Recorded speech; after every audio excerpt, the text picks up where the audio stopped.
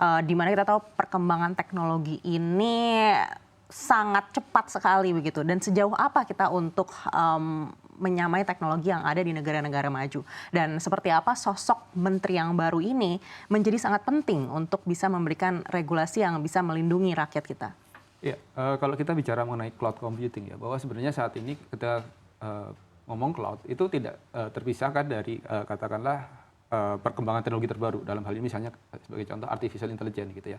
Kenapa? Karena saat ini yang global player itu sudah meletakkan layanan-layanan artificial intelligence tadi itu di atas layanan cloud-nya mereka.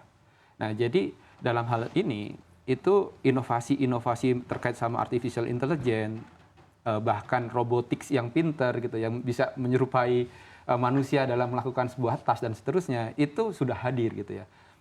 Belum lama ini dalam konferensi yang dilakukan oleh NVIDIA itu sudah ada demonya, bagaimana robot bisa melakukan tas-tas yang ada dan seterusnya. Tidak lama lagi, mungkin apa yang ada di film-film terkait sama humanoid robot itu akan hadir gitu ya. Nah, dalam hal ini akan butuh seorang sosok yang bisa memahami secara makro shifting yang ada, yang terjadi di dunia digital gitu ya.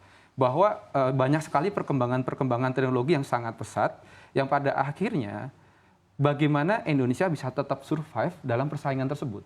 Kalau katakanlah kita dalam hal ini melihat bahwa semua bisa bermain secara bebas di Indonesia, maka siapa sih yang saat ini di Indonesia bisa mengalahkan para global player ini gitu kan? Ini kan menjadi sebuah pekerjaan penting yang perlu dipikirkan.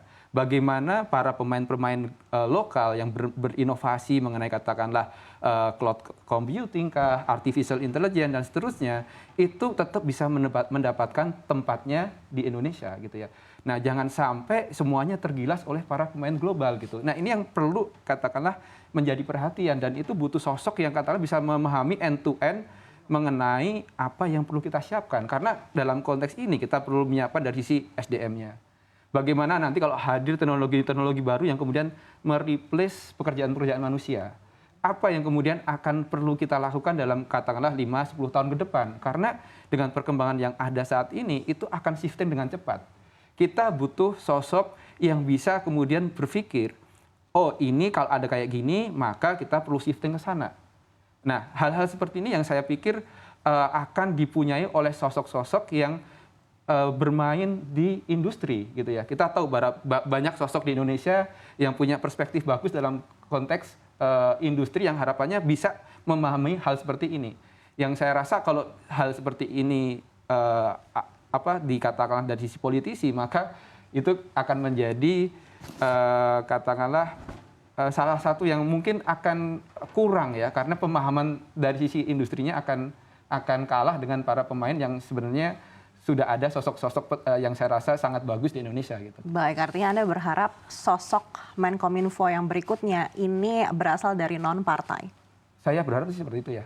Ini butuh orang yang punya perspektif luas, yang mempunyai perspektif jangka panjang untuk bagaimana menyiapkan Indonesia bisa tetap survive di era persaingan yang sangat pesat dari konteks teknologi. Baik, saya beralih ke Pak Jerry. Dampak terburuknya seperti apa sih Pak Jerry kalau ternyata sosok yang dipilih untuk kabinet berikutnya ini bukan sosok yang mumpuni?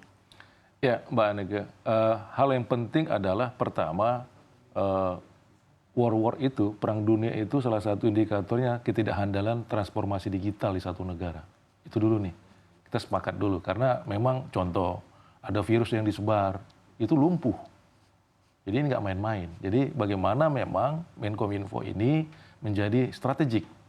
Kenapa sekarang di ITU, di PBB, di UN dan seterusnya gitu ya, organisasi yang ada itu bicaranya transformasi digital. Digital dan digital. Itu nih. Jadi keywordnya di sana. Kalau kita mengkonversikan menjadi suatu hal yang sangat-sangat extraordinary dan kita harus letakkan ini siapa yang harus duduk di sana, memang jawabannya adalah orang profesional. Harusnya dari industri. Kami dari Abjatel mendorong itu, tapi lagi-lagi Menkominfo ini kan kewenangan Pak Presiden.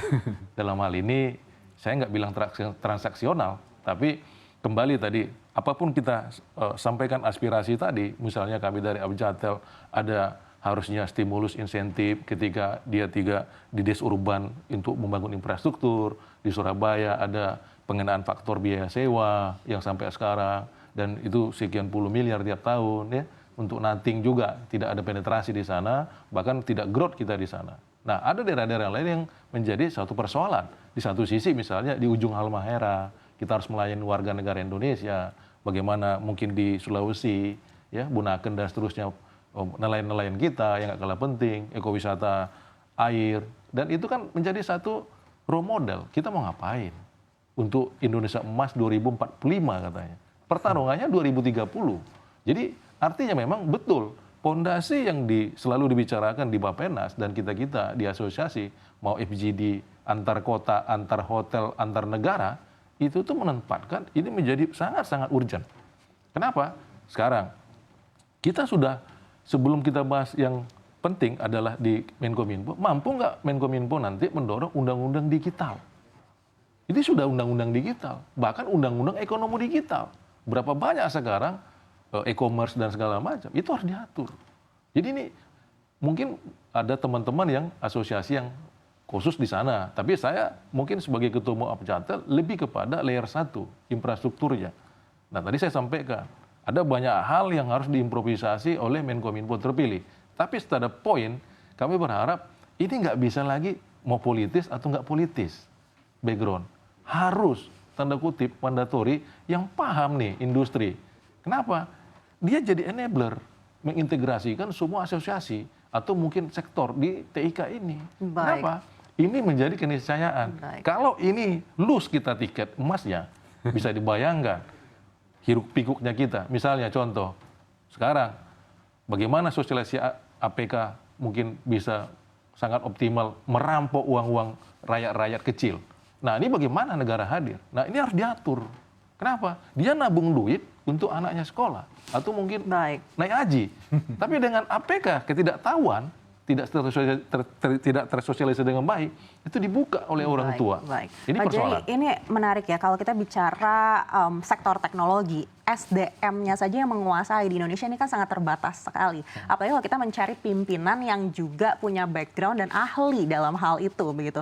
Kriteria apa yang menurut Anda dibutuhkan? Karena kadang-kadang meskipun ada orang yang ternyata menguasai bidang tertentu begitu, tapi secara leadership juga belum tentu bisa untuk memimpin. Ya, memang indikator sangat penting adalah ini politik hukumnya juga kuat sama politik bisnisnya. Jadi memang tokoh Menkominfo itu atau di level menteri juga nggak gampang, Mbak. Untuk cannot everybody happy. Itu hukumnya memang. Karena memang minimal ya less than 50% lah minimal. Minimal di pointer-pointer yang tadi kita sebutkan. Tadi Pak Alex sudah sebutkan juga dari mungkin tier 4 kali ya, layer 4 atau layer 3 gitu ya, di cloud-nya atau mungkin di bawahnya data center. Data center kita belum banyak. Itu dulu. Nah, pertanyaan bukan sampai ke sana. Pertanyaannya, dengan rentang waktu 5 tahun, apa yang bisa diselesaikan? Dengan urgent, basic, isu yang potensial, ini sebagai pondasi. 2030, anak-anak yang sekarang, yang kuliah, dan seterusnya, itu udah berbeda sektornya. Kok sekarang ini saya tanya Mbak Aneka, dulu belum ada profesi YouTuber. Sekarang sudah ada. Jadi ada perubahan paradigma. Ini harus digorong. Apalagi demografi kita. Hampir 70% itu angkatan muda kita, angkatan pekerja. Kalau kita lose juga di sektor telekomunikasi, how come? Ini persoalan penting buat kita. Untuk the next generation. Jadi kami berharap ini memang harus diintegrasikan. Harus sering dikomunikasikan supaya didengar. Mungkin saya nggak tahu tim khususnya Pak Prabowo dan Pak Jokowi ini yang semua partai-partai yang menang sekarang ya, secara KPU ya, angka-angkanya kita lihat sangat-sangat jernih menempatkannya. Kami tidak dalam mengatur politisi, tapi kami dari industri khususnya di fixed broadband, di Apjatel sangat berharap agar supaya menterinya yang terpilih Kominfo nantinya itu kalau bisa background-nya dari industri, Mbak. Baik, kita kembali lagi ke Pak Alex. Ya Pak Alex, kalau dari industri cloud sendiri, ekspektasi kriteria menterinya ini apakah harus memiliki sertifikasi khusus yang mungkin menguasai secara industri? Saya kira kalau para birokrat para pemain industri yang sudah birokrat gitu ya, itu kan tidak terlalu membutuhkan hal tersebut ya, tapi justru lebih ke perspektif global gitu ya. Kami sendiri katakanlah misalnya di Asosiasi Cloud Computing Indonesia itu punya 2 pembina yang menurut saya cukup bagus ya.